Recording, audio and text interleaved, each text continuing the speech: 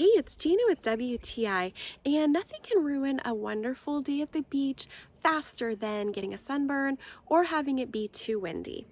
My husband and I recently used this beach tent from DLUCKY on the Pacific Ocean for several hours, and it made our experience there so wonderful.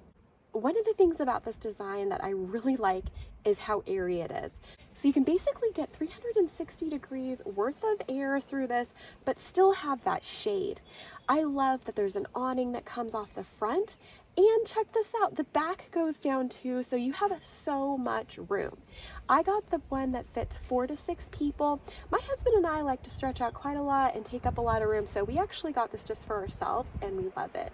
This is such a versatile tent. You can pick and choose how much air you want, how much shade you want. You can have it totally closed up or completely open. I also really like that the windows just close with Velcro. It makes it so easy to pop them up and down depending on how much shade or wind that you want.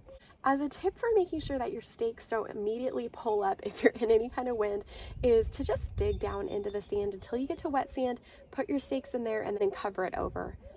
I also like the sandbags on the side of the tent. Once those are full, it helps to keep it in place and very stable.